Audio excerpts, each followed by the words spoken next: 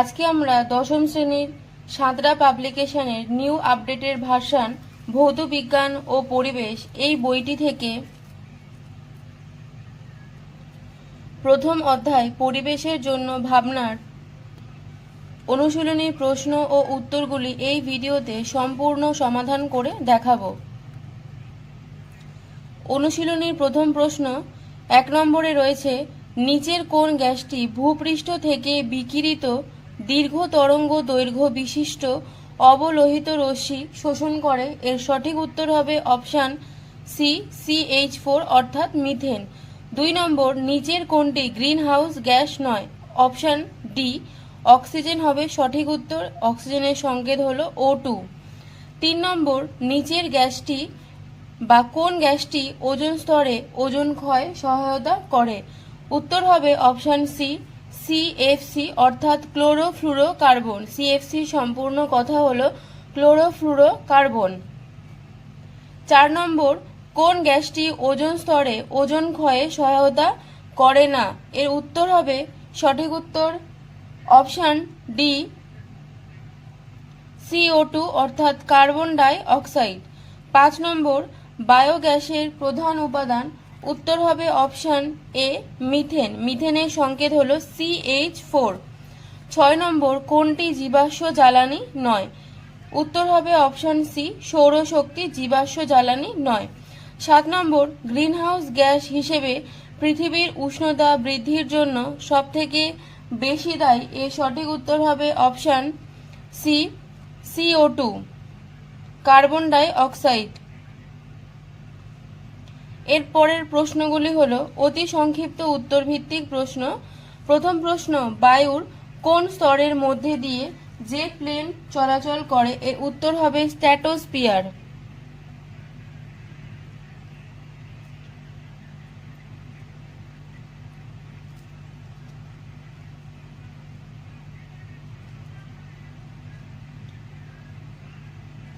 দুই নম্বর, বায়ুমণ্ডলের কোন স্তরের ঘনত্ব সবচেয়ে বেশি? উত্তর হবে ট্রপোস্ফিয়ার।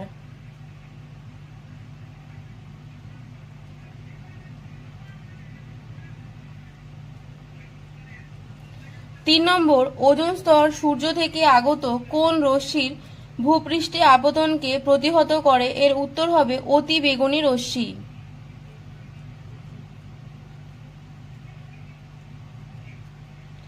অতি বেগুনি রশ্মি।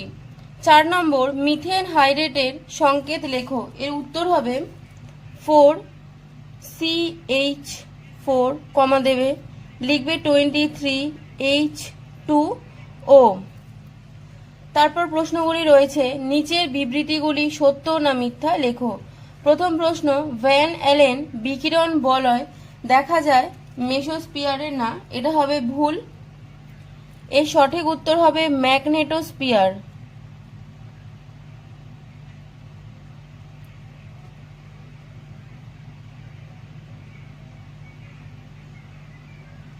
দুই নম্বর, CFC রেফ্রিজারেটরে ব্যবহৃত হয়, অর্থাৎ CFC মানে ক্লোরোফ্লুরোকার্বন, যেটা রেফ্রিজারেটরে ব্যবহৃত করা হয়, তাহলে এটা হবে সঠিক উত্তর। 3 নম্বর, মিথেন হাইড্রেটের খনি সমুদ্রের তলদেশের পৃথিবী পৃষ্ঠের পলিস্তরের নিচে অবস্থান করে। এই উত্তরটা হবে ভুল।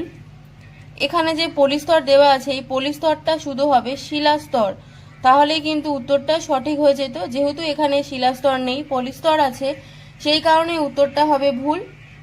পরের প্রশ্ন, এক কথায় উত্তর দাও। প্রথম যেটা দিয়েছে, স্ট্র্যাটোস্ফিয়ারে উচ্চতা বৃদ্ধি সঙ্গে উষ্ণতা বাড়ে না কমে? এই উত্তরটা হবে বাড়ে। তাহলে স্ট্র্যাটোস্ফিয়ারে উচ্চতা বৃদ্ধির সঙ্গে উষ্ণতা বাড়ে। 2 নম্বর, বায়ুর কোন স্তরে মেরুজ্যোতি দেখা যায়? এই 2 নম্বরে উত্তর হবে থার্মোস্ফিয়ারে, লিখবে থার্মোস্ফিয়ার।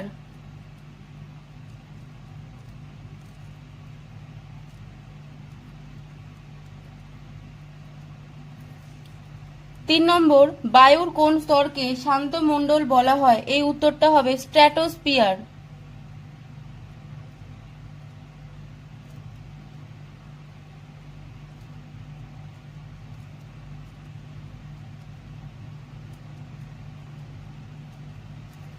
4 নম্বর, বায়ুতে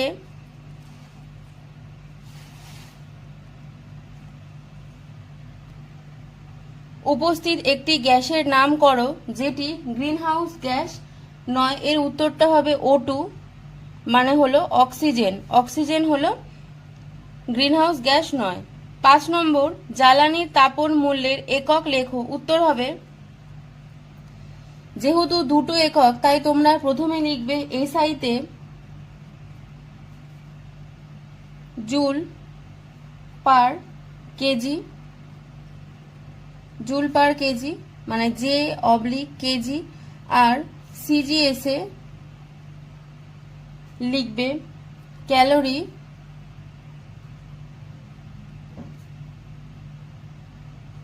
দিয়ে গ্রাম, তাহলে CAL দিয়ে গ্রাম। এই দুটোর মধ্যে যে কোনো একটা লিখবে, বা তোমরা দুটোই লিখে আসতে পারো যেহেতু কোনো কিছু উল্লেখ করে দেওয়া নেই। 6 নম্বর, বায়োগ্যাসের একটি ব্যবহার উল্লেখ করো। উত্তরটা দেখে নাও। লিখবে বায়োগ্যাস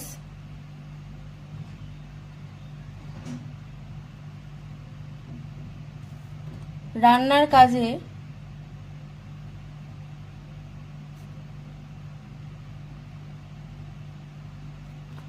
জ্বালানি রূপে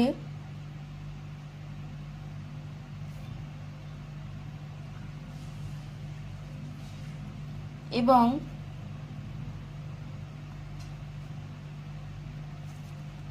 এর থেকে অর্থাৎ বায়োগ্যাস থেকে উৎপন্ন বিদ্যুৎ গৃহস্থালির কাজে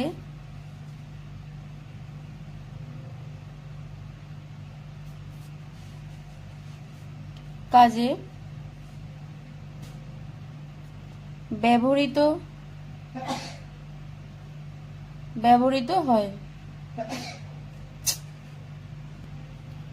7 নম্বর প্রশ্ন, কাঠকয়লা, পেট্রোল ও ইথানলের মধ্যে কোনটি জীবাশ্ম জ্বালানি? এর উত্তর হবে পেট্রোল, যেটা জীবাশ্ম জ্বালানি। 8 নম্বর, একটি বায়োফুয়েলের নাম লেখো। উত্তর লিখবে বায়ো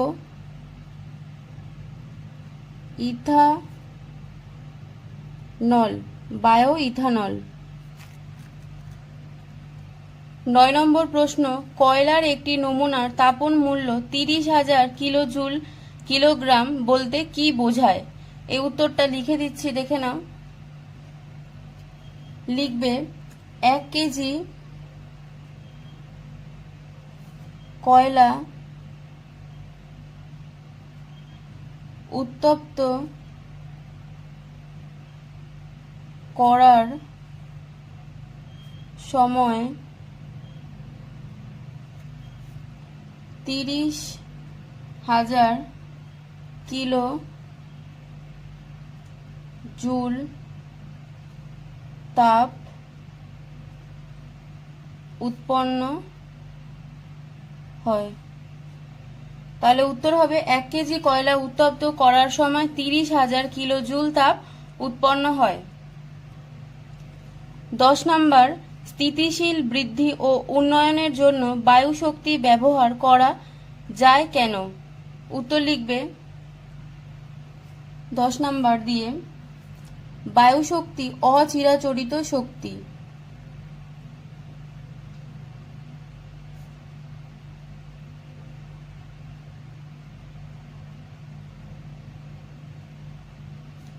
বায়ু শক্তি অচিরাচরিত শক্তি এবং এই শক্তির সাহায্যে উৎপন্ন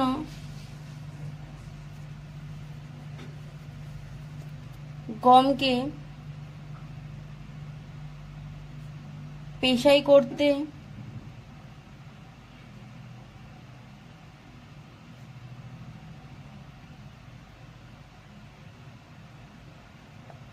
জলসেচ এবং জল তোলার কাজে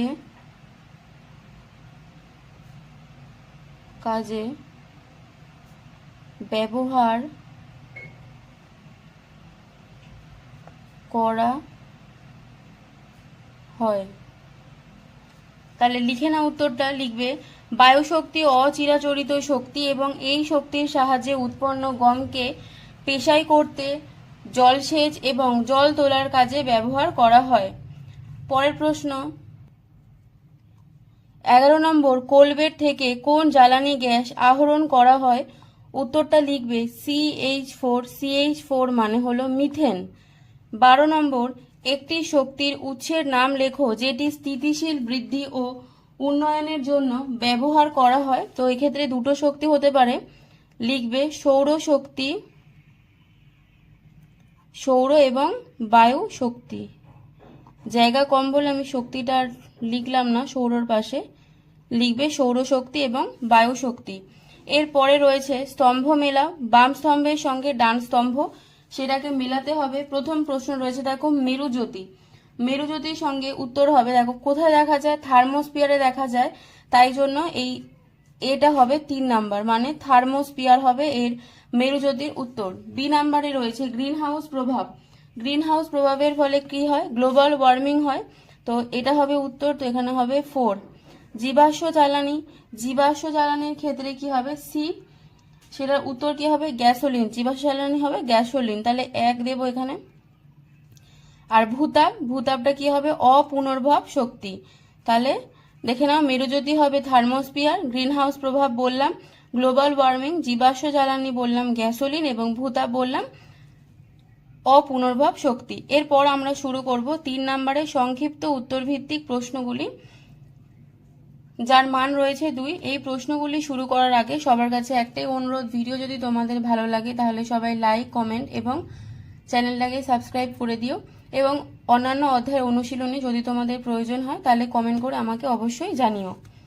প্রথম প্রশ্ন রয়েছে দেখো 1 নম্বরে, ওজোন স্তর সৃষ্টি হয় কিভাবে? এর উত্তর রয়েছে পেজ নম্বর 3-এর মধ্যে আসো, দেখবে এখানে লেখা রয়েছে বায়ুমণ্ডলের স্ট্র্যাটোস্ফিয়ারে অতি বেগুনি রশ্মির উপস্থিতিতে দুটি অনুক্রমিক আলোক রাসায়নিক বিক্রিয়ার ওজোন গ্যাসের সৃষ্টি হয়। প্রথমে দ্বি পরমাণু যুক্ত অক্সিজেন অণু অতি বেগুনি রশ্মির ফোটন কণার ইউভিবি এবং ইউভিসি দ্বারা বিয়োজিত হয়ে অক্সিজেন পরমাণুতে পরিণত হয়, এবং দ্বিতীয় ক্ষেত্রে অক্সিজেন পরমাণু অনুঘটকের উপস্থিতিতে অক্সিজেন অণুর সঙ্গে যুক্ত হয়ে ওজোন গ্যাসের অণু ও তাপ উৎপন্ন করে। তাহলে এইটা তো লিখবে এখান থেকে এত দূর, এবং তার সঙ্গে এই যে দুটো বিক্রিয়া সেটা কিন্তু খুবই ইম্পর্টেন্ট, এটাও লিখতে হবে। পরের প্রশ্ন 2 নম্বর রয়েছে ওজোন স্তর ধ্বংসের দুটি ক্ষতিকারক প্রভাব উল্লেখ করো। উত্তর রয়েছে পেজ নম্বর 4-এ চলে যাবে। পেজ নম্বর 4-এর মধ্যে রয়েছে দেখো উত্তরটা, তোমরা লিখবে এখান থেকে। প্রথমে লিখবে ওজোন স্তর বিলুপ্তি ঘটলে মানুষ সহ সকল প্রকার উদ্ভিদ এবং প্রাণীদেহে জলবায়ু ও বায়ু সংস্থানের ক্ষেত্রে নানা রকম ক্ষতিকর প্রভাব পড়ে, এইটুখানি লিখবে। লেখার পরে এখান থেকে ইম্পর্টেন্ট যে কোনো দুটো পয়েন্ট লিখবে, তার মধ্যে সব থেকে বেশি ইম্পর্টেন্ট পয়েন্ট যেটা হলো 1 নম্বর এবং 2 নম্বর। 3 নম্বর পয়েন্টটাও কিন্তু অতি গুরুত্বপূর্ণ, 4 নম্বর পয়েন্টটাও অতি গুরুত্বপূর্ণ। তাহলে তোমরা কি করবে, 1 নম্বরটা লিখবে, 3 নম্বরটা লেখো যদি দুটো লিখতে যাও। পরের প্রশ্ন 3 নম্বর, গ্রিন হাউস এফেক্টের জন্য দায়ী গ্যাসগুলির নাম লেখো। উত্তর লিখবে পেজ নাম্বার 5-এ, দেখবে লেখা আছে CO2 প্রধান জলীয় বাষ্প, methane, chlorofluorocarbon CFC, nitrous oxide ও নাইট্রোজেন ডাই অক্সাইড। এই যে সংকেত লেখা আছে এখান থেকে তোমরা ঠিক এই অবধি লেখো। পরের প্রশ্ন 4 নম্বর, বায়োগ্যাস কাকে বলে? উত্তর লিখবে পেজ নম্বর 7-এ, লিখবে উত্তর শিল্পজাত, গৃহস্থ এবং কৃষিজাত জৈব আবর্জনাকে ডাইজেস্টারের মধ্যে বায়ুর অনুপস্থিতিতে মিথানোজেনিক ব্যাকটেরিয়ার সাহায্যে পচিয়ে মিথেন গ্যাস উৎপাদন করা হয়, এই মিথেন গ্যাসকে বায়োগ্যাস বলে। তাহলে এখান থেকে এতদূর লিখবে তোমরা উত্তরটা। পরের প্রশ্ন 5 নম্বর, কোন জ্বালানির তাপন মূল্য বলতে কি বোঝো? কয়লা ও ডিজেলের মধ্যে কোনটির তাপন মূল্য বেশি? উত্তর হবে পেজ নাম্বার 6-এ, লিখবে কোন জ্বালানির একক ভর বা আয়তনের সম্পূর্ণ দহনে যে পরিমাণ তাপশক্তি উৎপন্ন হয় তাকে জ্বালানি দহন মূল্য বলে। এখান থেকে ঠিক এত দূর লিখবে এবং এখানে দেখো লেখা আছে আন্থ্রাসাইট কয়লা, মানে কয়লা যেটা বলা হয় সেই কয়লা, এবং এখানে লেখা আছে ডিজেল। তার মধ্যে দেখো এই যে ডিজেলের তাপর মূল্য সব থেকে বেশি 44,800, তাহলে এটাই হবে উত্তর। কয়লা ডিজেলের মধ্যে তাপর মূল্য বেশি কার? ডিজেলের। পরের প্রশ্ন 6 নম্বর, ওজোন স্তর ধ্বংসে NO ও NO2 এবং CFC এর ভূমিকা আলোচনা করো। এই উত্তরটা তোমাদের সাঁতরা পাবলিকেশনের বইতে ভালোভাবে দেওয়া নেই। আমি অভিনব ভৌতবিজ্ঞান ও পরিবেশ এই বই থেকে উত্তরটা তোমাদের দেখাচ্ছি, উত্তরটা দেখে নাও। অভিনব ভৌতবিজ্ঞান ও পরিবেশ এই বইটা, যাদের কাছে এই বইটা আছে তারা এই বই থেকে উত্তরটা দেখে নাও, আর যাদের কাছে নেই তারা উত্তরটা লিখে নাও। 3 নম্বর পেজে এসো, দেখো ওজোন স্তর ধ্বংসে CFC এর ভূমিকা। এখান থেকে তোমরা ঠিক এত দূর লিখবে। আর এখানে রয়েছে ওজোন স্তর ধ্বংসে NO এবং N2 এর ভূমিকা। তোমরা এখান থেকে ঠিক এত দূর লিখবে। মনে রাখবে বিক্রিয়াগুলো কিন্তু খুবই ইম্পর্টেন্ট, তোমরা ভালো করে এখন থেকে প্র্যাকটিস করো। দেখো তোমরা দেখে লিখে নাও।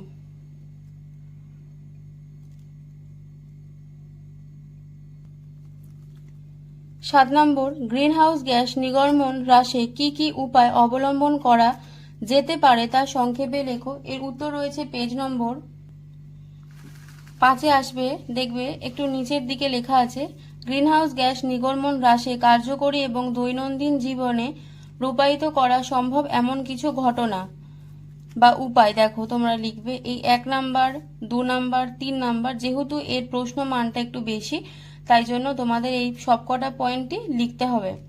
পরের প্রশ্ন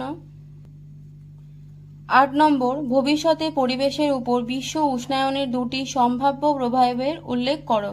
উত্তর রয়েছে পেজ নম্বর 5-এ আসবে, দেখো লেখা আছে গ্রিনহাউস প্রভাব এবং গ্লোবাল ওয়ার্মিং এর ফলাফল। তাহলে তোমরা লিখবে 1, 2, 3, 4। 5 নম্বর পয়েন্টটা বেশি গুরুত্বপূর্ণ না, তাও তোমরা একটু দেখে যাবে। সব থেকে গুরুত্বপূর্ণ পয়েন্ট যেটা হলো সেটা হলো 1 নম্বরের পয়েন্ট সব থেকে গুরুত্বপূর্ণ, আর 4 নম্বরের পয়েন্ট সব থেকে বেশি গুরুত্বপূর্ণ। তোমরা দেখে লিখে নেবে। পরের প্রশ্ন 9 নম্বর, বায়ুমণ্ডলের কোন স্তরের চাপ সব থেকে বেশি কারণ সহ উল্লেখ করো। বায়ুমণ্ডলের ট্রোপোস্ফিয়ারের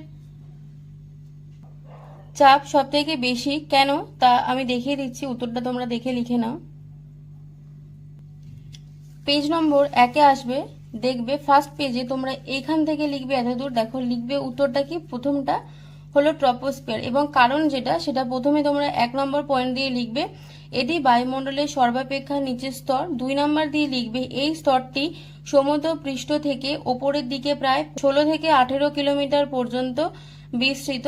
তারপরের পেজে চলে যাবে, 2 নম্বর পেজে আসবে, একদম নিচের দিকে যে লাইনটা লেখা আছে 3 নম্বর দিয়ে লিখবে ভূপৃষ্ঠের সমুদ্র তল বরাবর বায়ুস্তর সবচেয়ে ভারী হওয়ায় ভূপৃষ্ঠে সমুদ্র তল বরাবর বায়ুর চাপ সবচেয়ে, তারপরের পেজে যাবে বেশি। ভূপৃষ্ঠ থেকে যত উপরে ওঠা যায় বায়ুর ঘনত্ব ও চাপ তত কমতে থাকে। তাহলে উত্তরটা দেখলে। পরের প্রশ্ন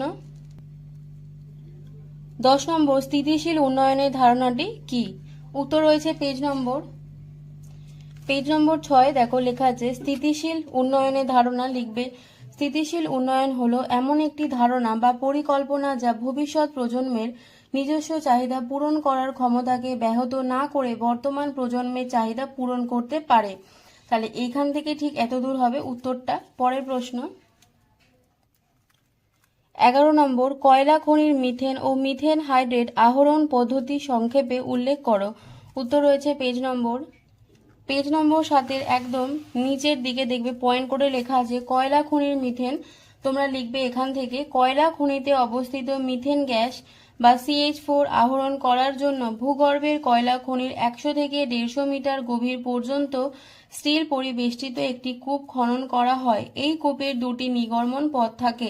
প্রথম কূপের মাধ্যমে খনিতে জল প্রবেশ করানো হয়, ফলে কয়লার, এরপর পেজ উল্টাবে 8 নম্বর পেজে আসবে, দেখবে লেখা আছে অভ্যন্তরে থাকা মিথেন গ্যাস নির্গত হয় এবং কূপের নির্গমন পথে মিথেন গ্যাস ও জল ভূপৃষ্ঠে উঠে আসে। এরপর মিথেন গ্যাস কম্প্রেসার স্টেশনে পাঠানো হয় ও পরে প্রাকৃতিক গ্যাস লাইনে সরবরাহ করা হয়। নির্গত জল পুনরায় কূপে পাঠানো হয়।